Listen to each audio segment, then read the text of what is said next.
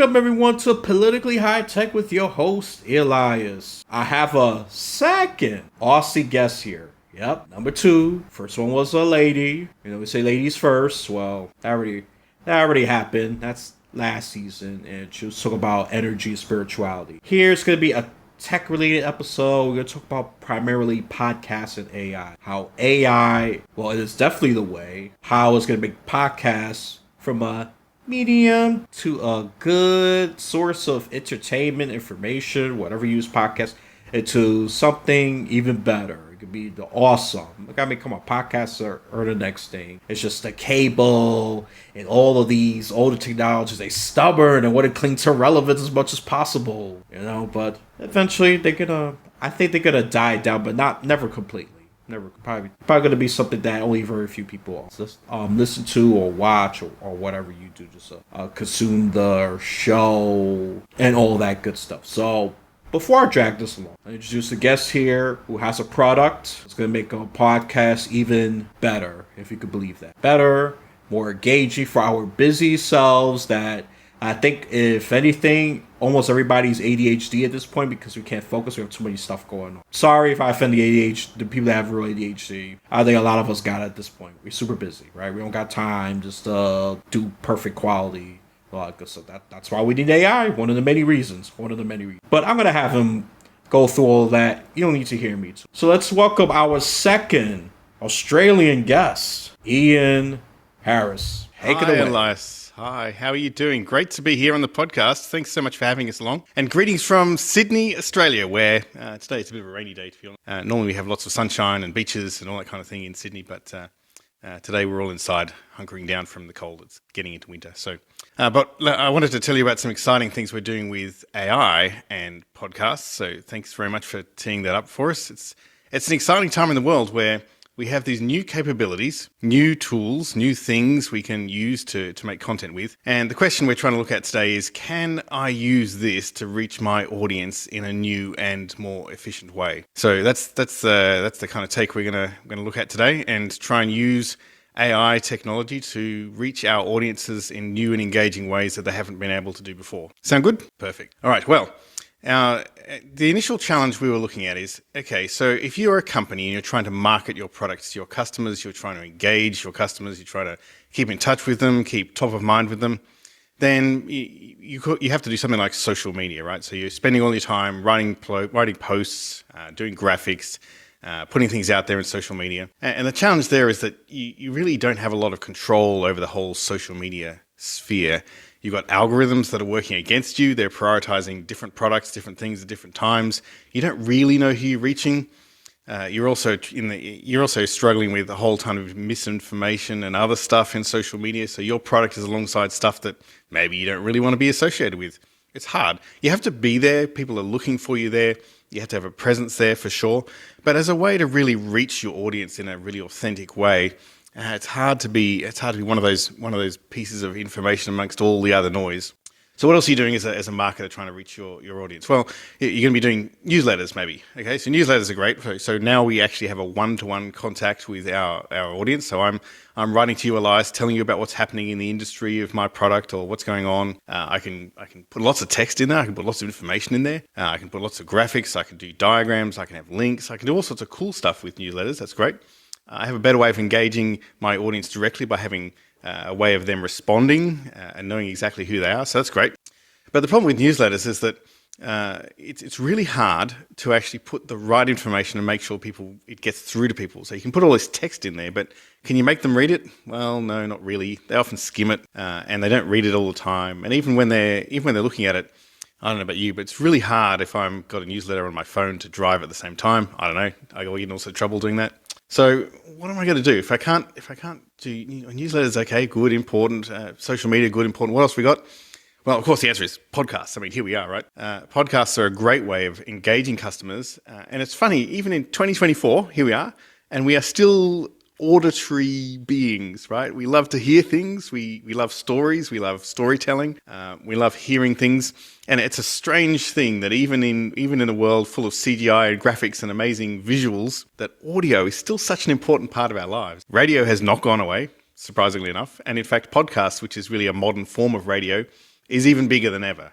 In the last year, we had more than 400 million people listening to podcasts, which is a phenomenally huge audience. And the great thing about podcasts is that you are not only engaging people who care about that particular niche or the product or the particular thing that you're interested in, but they can pick it up whenever they are interested in it, whatever they're doing, whatever else is going on in their lives. So, you're driving to school, driving to work, you can listen to a podcast, you're on transport, you're folding the washing, whatever you're doing, you can normally add on a podcast to whatever's happening around you. So it's a great way of reaching people. So you've got people that are interested in your very particular niche. You've got a huge audience out there. You've got a very high uptake of podcasts in the US. Some 70% of people know about podcasts and regularly tune in. Fantastic. So you've got great coverage, great people, engagement. This is really excellent. Except the problem with podcasts is that, as Elias says, and I'm sure you know, it's a really time-consuming and expensive exercise to actually create a podcast. We're sitting here chatting today, but I know that you're going to do lots of work before. You've done lots of work already beforehand. You're going to do lots of work afterwards, you or your team of people, to edit the podcast and get it right and fix the audio and get the visuals and flip between stuff and then write descriptions, all that stuff. It just takes time. So even if you're trying to put out a 10, 15-minute podcast once a week, it's going to take some hours to pull that all together, to write the script, to get it recorded, to edit the actual audio, to mix it all together, get it up on the platform, write descriptions, then start to promote it and put social media posts out and so on to promote it, that kind of thing. So the problem with podcasts is that for a smaller audience, it's actually been really expensive to do. Even if you're doing it for fun, it's expensive in terms of time. If you're doing it as a business, then it's expensive in terms of people time and expertise to do that really well.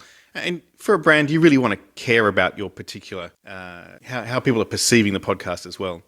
The thing that works really well with podcasts is relentlessness and quality. So people have to be interested in the content, but they want to be able to, people seem to want to know that you're going to keep telling them things and they're going to get regular updates. So doing it on a regular basis really matters. Once a week or every once a fortnight or whatever you do, it does seem to matter that the audience hears regularly from the podcast host. I'm sure you know that as you're running your seasons, and then you can see that they pick up and people are listening and watching.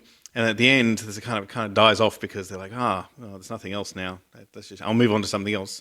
So that relentlessness matters as well. So what we did at Pulse Podcast is we started off just making podcasts because podcasts are cool. We help people make podcasts. But what gave us a great opportunity is with this new world of generative AI, we wanted to explore how could we use that to take that cost out of podcasts. Could we make something that was really engaging and interesting that actually gave listeners the same sort of feeling as a real human doing a podcast, but took a lot of that cost out? So the first thing we did was look at tools like large language models like ChatGPT or GPT-4 more specifically. There's a bunch of other ones out at the moment from Google and from Anthropic as well that are very good at taking a small amount of text and generating a script out of it. And so the great thing about this is that instead of actually having to sit there and write a script, which is a very specific and actually quite a difficult task, to create the way we speak is very different from how we read things. So if you have a newsletter, for example, it would sound very weird if I just sat here and read the newsletter. We're not used to how we speak is very different in terms of our tone and the way we string sentences together. It's very different to how we write things. And so to convert between those two things takes a bit of effort and time.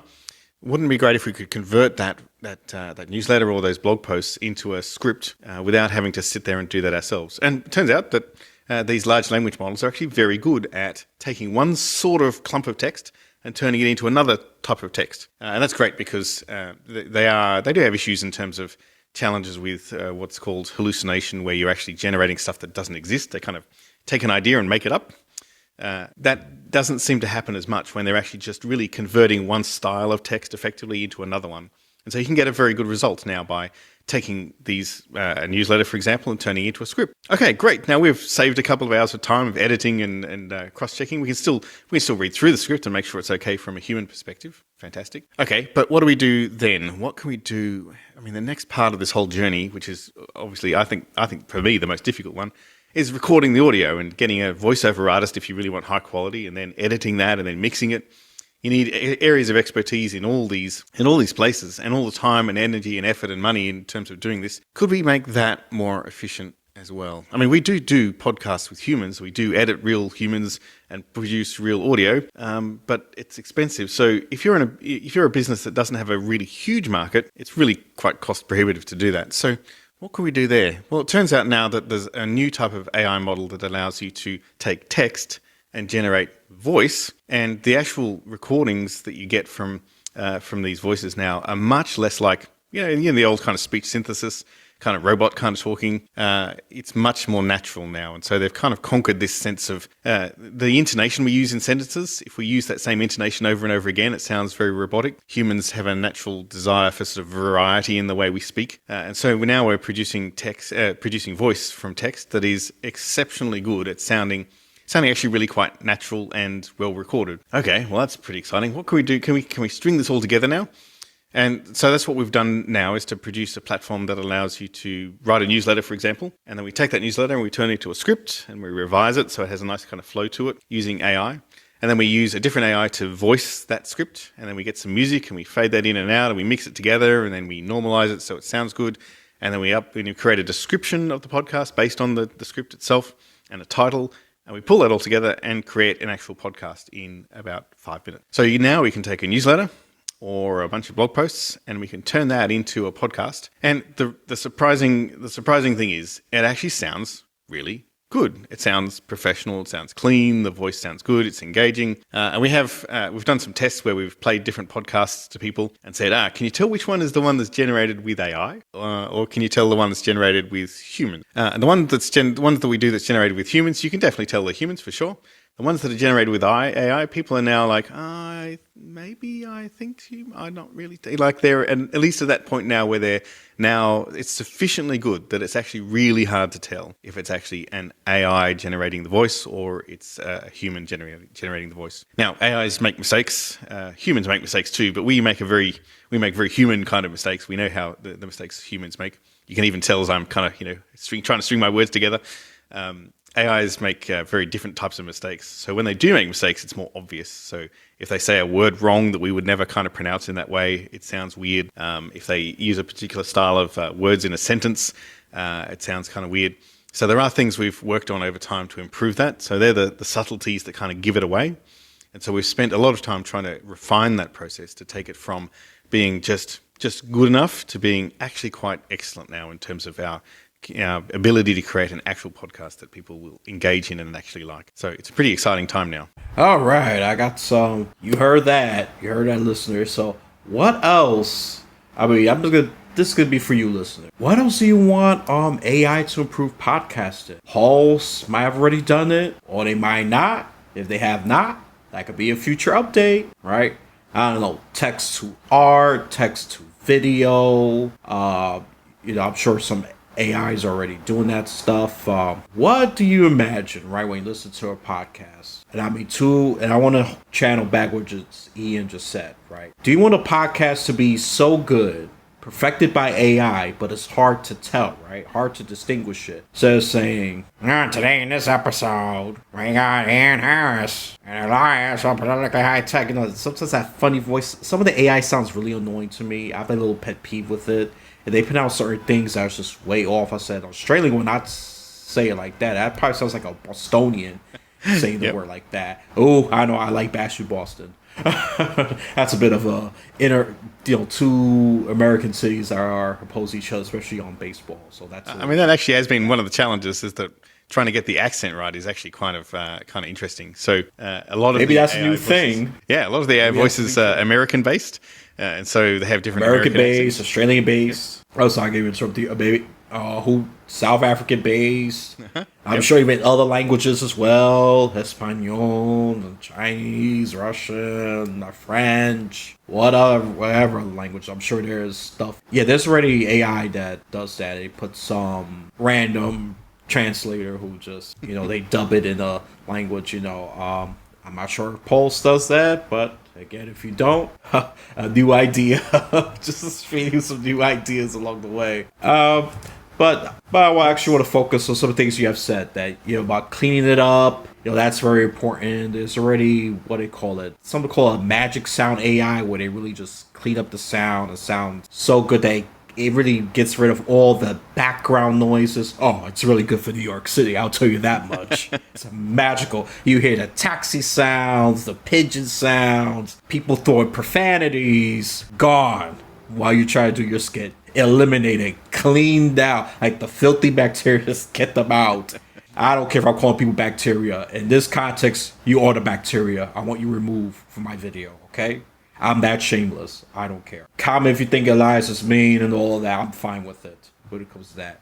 My point is AI could just do all that, and I already integrated it to the audio portion of it because sound is extra important. Absolutely. For the audio version of it. The video, I'm probably a little more relaxed. I'll do corrections if it's really, really off. If I don't see the purpose behind it. I'm not expecting all listeners to get it. For those of you that get it, you get extra points. If you don't, that's okay. I don't expect much. So, we already got sound. Of course, video quality. Instead of looking very pixelated, it looks very clean, and the thing is with 4K video, you can see every pimple and red mark and all of that. So even though it's high quality, but if you do the makeup right, you will see it. I mean for audio, let me just include you in a bit. My face is kind of glossy, illuminated because I'm sweating. Okay, that's the imagery you're getting, right? I'm being brutally honest. Just being honest with you. Okay, and am I going to clean that up? No, I want some authenticity. So that's one of the things I'm going to use AI for that. So, it's such a wonderful thing, And I always push back, with this whole Terminator, Skynet, all AI is going to grow so smart that it's going to wipe out humanity because they're the evil oppressors, machine rights, machine supremacy, and I just gotta fight back against that, and I'm sure he's gotta fight back against that too for his business sake. Well, I have more of a broad sake on this, so because I think if we're not cautious, of course AI could get there, but I'm happy to see that America, I gotta criticize it. We're slow on that. European Union is fast track on regulating AI, and I think we need to follow on that. So I'm not gonna get too deep into that, but America, we definitely gotta speed that up instead of just bickering among each other.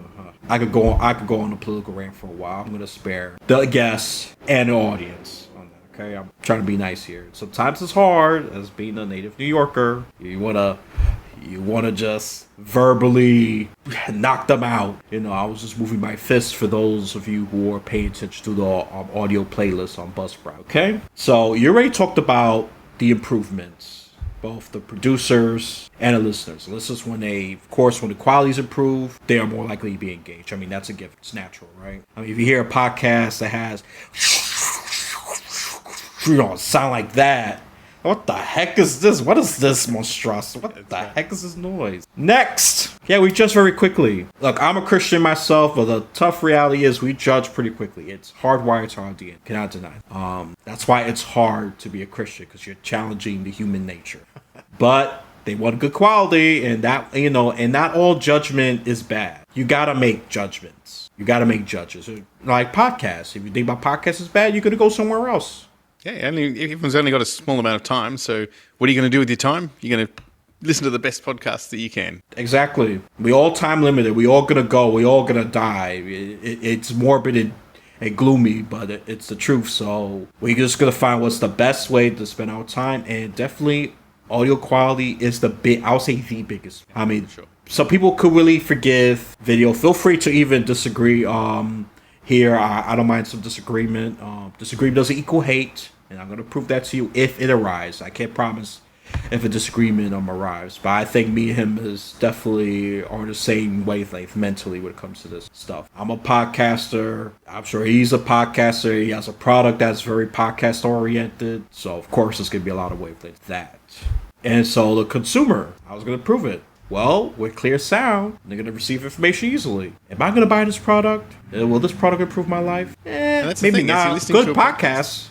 Is he listening to a podcast? You want to feel like you're engaged in it. You're listening to a conversation, or you're listening to a voice you enjoy listening to. Like you have that sense of flow when you're just kind of listening to the argument or the conversation or what's happening and taking that in. And it's the thing that needs to be is not distracting. It needs to feel natural and like you're just listening in, which is great. So that's where you need to get to. And I know, Elias, you spend a lot of time making sure your audio sounds good.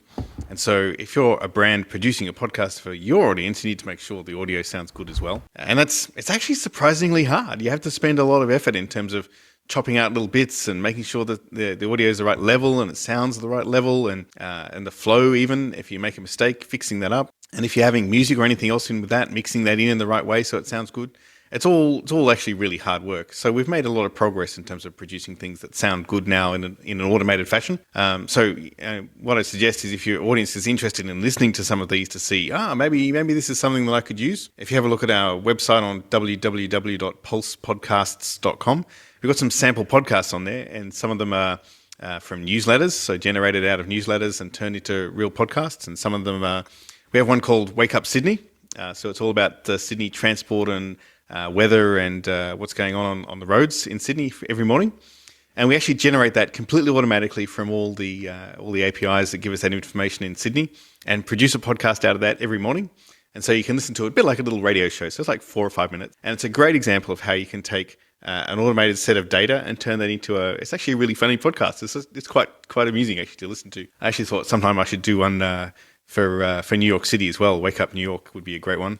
If you wake up in the morning, want to hear what's going on with the trains and the traffic in New York City, I'm sure there's some APIs out there we could get hold of and build something around that. But it's a great example of something where you really like to hear these things in an audio fashion and you want to hear it in an engaging, funny way. And sure, you could look on a website and pull that up and read it. But as humans, we seem to like that kind of auditory flow of information. We like some humor. We like engaging in the feeling like we're kind of connected to the host somehow. So it's a great example of how we've been able to take what's really some dry information and turn it into something that's interesting and fun and engaging. So if you want to have a listen to that, that's a great idea to try and see what AI is actually capable of now. And it's just getting better and better. So that particular one has an Australian accent. We're talking about these accents being a challenge. Australians like listening to Australian accents. And so many of these AIs are actually American accents. It's been a challenge to get some good Australian accents. That's been one of our challenges there. But even getting American accents right and making them sound natural and you can't mix American styles of accents either because that sounds weird too. So if you want a good New York accent, like Elias, you need to speak all the time like a New Yorker. Oh yeah, forget about it. And, eventually AI is gonna get it. That's as New York as it gets. I mean, I'm at mild New York accent right now, but once I'm a deep industry, you will hear my New York, especially when I'm angry. Forget about it. It's too dang expensive. Well, you're crazy or what? Or Boston. That's smart. Yeah, that's really smart what you're doing right there. That's smart. They got a weird way of saying smart. It's like that A is so high pitched. Yep. Even localized. I'm sure there's different, even within American and Australian, to your point, there are different local accents, and that's going to be another challenge into itself. Okay, you just got the mainstream. For America, there's like probably 3 mainstream ones. There's the West Coast, the East Coast, well, actually 4. Probably Midwest and South. Yeah. Within America. And I'm sure in Australia there's a couple of them as well. So, okay, we got the Sydney Australian accent. Well, what about the Queensland one? Yep. Okay, and definitely a couple of other cities that are very distinct. It's so interesting. But I'm sure you know what it is. This is the good thing about the inevitability. It's gonna get it. It's a win. Yeah, we're definitely gonna get there. We both will hope so soon. Right. I mean that's all. Yeah.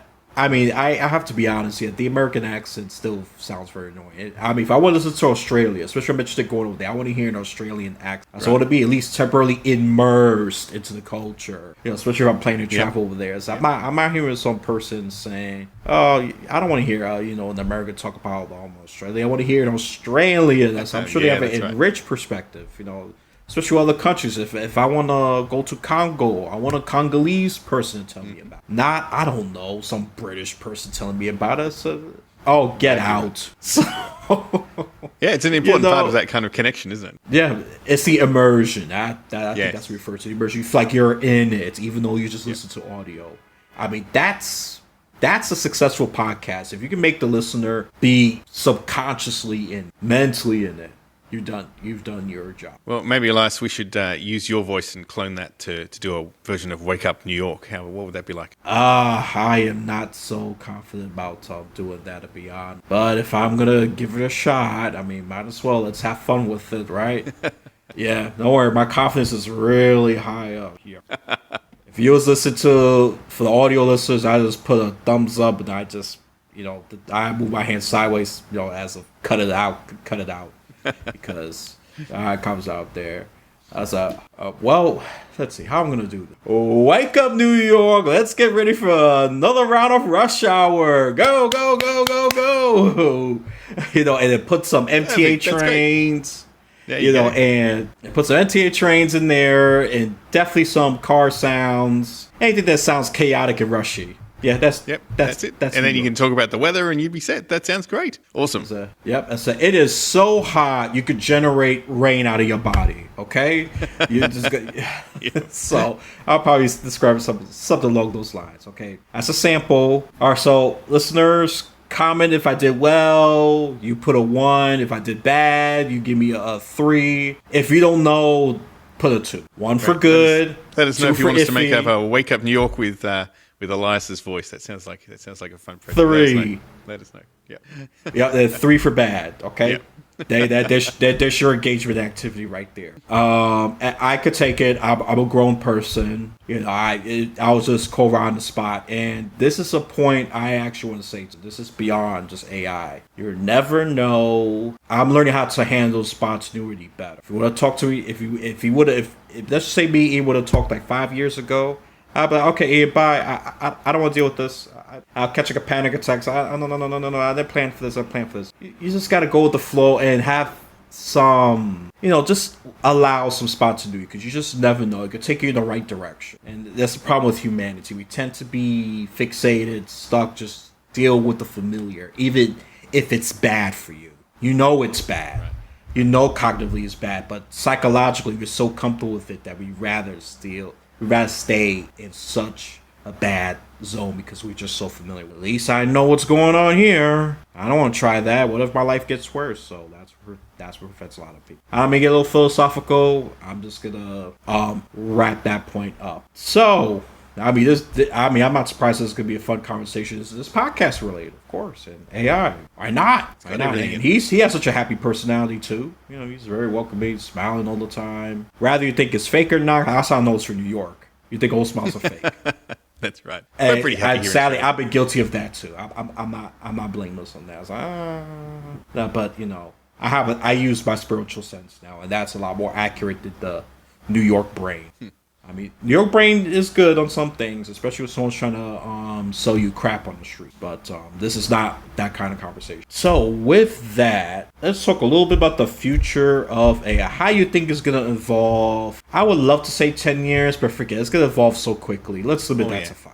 Well, we're in a really interesting period where we're just starting to explore how this stuff can be used. So, okay, great. So now we're generating text and we're generating audio. We're also starting to generate video as well. So, Elias, I think in a couple of years' time, we'll be generating games and news personalities and even movies entirely out of AI. So, you'll come back home after a hard day out in New York, and you go, I really feel like watching a Spider-Man movie, but I want the Spider-Man movie to have in it these particular actresses or actors, and I'd like them to have this sort of plot line, and maybe it's set in London. Let's send them to London, for example. In a couple of years, you'll be able to create an entire movie just out of your own imagination and have it rendered before you, even as you're actually playing it back. And you're halfway through the movie and you go, you know what? I don't think that should happen. I think this should happen instead. I really like this to happen. Imagine that movies become much more interactive and you can actually change what's happening even as you're watching them because they're being generated out of thin air.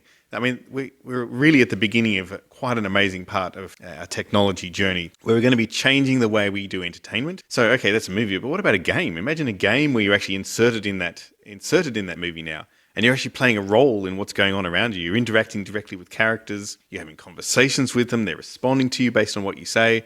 I mean, we've been playing video games for a while where, you've got these little cutscenes where something happens and they play back something to kind of advance the story. But imagine if instead of advancing the story by watching something, you're actually having a conversation with characters in the video game and they're responding to you with the questions that you ask. Can you imagine a murder mystery solving kind of game where you're trying to work out what's going on and you actually question people and they respond to you based on what you say? We're in a really interesting time where now, okay, we've done some really great work on audio, but the next step is really going to be video. So now we can generate probably 4 or 5 seconds worth of video now using these AI engines. Some are up to a minute, they say. They haven't actually been released yet, but OpenAI one has got one that works about a minute long. So a minute's worth of video is great for ads and that sort of thing, but it's not really entertaining for a long period. Okay, you got to string some 1-minute videos together. But the next step will be say, okay, now let's generate a whole TV episode based on these characters, and you can render those characters in real time. That will be the next big step, I think, in terms of what we're going to do with the AI and how it's really going to fundamentally change entertainment. So you can imagine at that point, you're not only having these amazing video and video games and immersive movies or TV episodes, but you've got to imagine there's going to be kind of these AI personalities. So no longer are we limited to just the humans we have lying around. Now we can create humans out of our imagination. What should they look like? I think that'll be fun as well, seeing what sort of crazy humans we're going to create that are not even real. But we always like that human connection, right? We always love interacting with real people. We like the possibility of actually meeting them one day. So I think we're never going to get rid of human actors or humans involved in this process. And even with these tools, it's amazing what they can create and the images and pixels and audio bytes they can make. But still, we still love the overall idea of human creativity and that idea that we are creative beings. We like being able to make things. We like having this imagination. So we have these ideas and this imagination and ways of stringing things together that the AI is never really going to be able to cope with. It'll be able to do certain tasks, but we'll still need something to kind of guide it and set the direction and work out where we want to get to. So I think we're actually in a really exciting period with AI. I think we're just at the beginning of this journey, and learning to use these tools, I think, will be important going forward, because it'll be just expected that you know how to use AI to do things, because really it's much more right now like a force multiplier. So you put some effort in and you get a lot more stuff out of it than you put in. And so it means you can be much more efficient. You can get much more done. Like most technology things, it enables you to be more efficient with your time and get more done than you would have done before. So I think we're in a really exciting time, Elias. Yeah, no, I absolutely.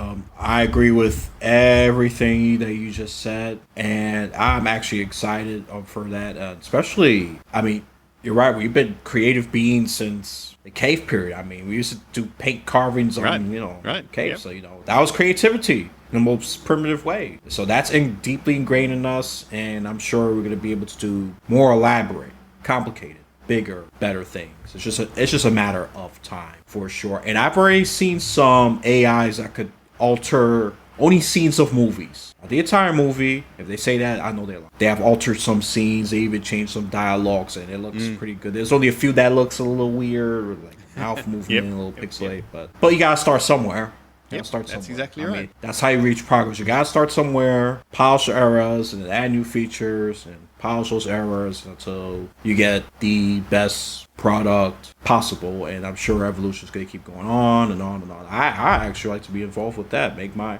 I could make my own show with that. So I'm gonna have this person. This one's gonna look Latino. This one's gonna look Caucasian. I mean, this one's gonna be some women in there, and how they're gonna act. Have machines act at different personalities. This one's a smart aleck. This one is more of a calm, philosophical person. Very boring. Gets rejected.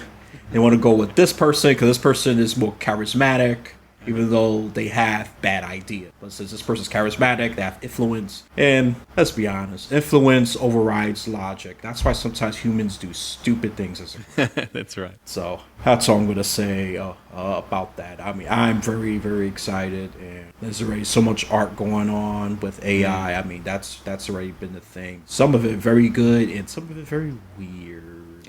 That's for sure. Yes, I mean, if you try to say, of course you can't do anything copyright, because at the beginning you could. You say, "Oh, draw me Superman." Oh, it looks like Superman. Copyright issue. Now they can give you something pretty similar to, and they might do a couple of things just to make sure that they don't get sued and all that. I think someone tried to prompt, okay, create me a Superman. It looks like a robot with a little bit of a very generic looking cape. I was just flying through this. So yeah, it's a great time. It really is. And people try AI. Don't be afraid. And if you master it, it's going to give you opportunity to the big bucks. Yeah. So that's all I'm going to say about that. The only way you're definitely going to be replaced is by saying, I don't want AI. I don't want to work with AI. Okay, the company's going to say, eventually, bye-bye. Okay? If you want to be replaced, that's the easiest way of being replaced. That's a fast track for being replaced, okay? I'm going to zip it down. And, Ian, do you have anything you want to add before we wrap this up and do the shameless plug? Well, I think we're in an exciting time. Elias, I've had a great time chatting with you today. We're in a time where experimenting with AI and enabling you to do things you couldn't do before at a cost that is unbelievably cheap compared to what it would do normally we're just in a great place to experiment, try new things, get better at what we've been doing before, reach new audiences, and enable us to reach our audience in a new way. So I think it's a great time for us. Yep, definitely. It's a good thing. I'm proud to be in this train. I'm proud to be in this podcast, AI enhancement train, and I'm going to continue to ride it as long as I can. I'm sure you're doing that as well, so I could definitely speak for you on that. So let's do that shameless plug-in. So you go to pulsepodcast.com. That is PULSEPODCASTS.com. Don't forget that S, it's plural, Pulse Podcast. They do more than one. That's a given. PulsePodcast.com. Okay, and I'm going to put that link in the description of this episode, of course, and I have a little introduction of Ian here. He's, if you want to create, so you're the CEO, by the way. That's thing. That's right. Absolutely. Yeah, so CEO, creator, owner, extraordinary, all that lovely stuff. Just put the fancy title. You'll be fine. So anything else you want to add before I wrap? No, that's great. Come and check it out. See what AI can do for you with podcasts. See if we can make your newsletter or web content into a great podcast. Give us a link and we'll make one up for you and you can see what it sounds like. So Elias, thanks so much for chatting with you today. It's been great. Oh, one more thing I want to add. Enhancement with affordability. Bang. Absolutely. That's all I'm going to say about that.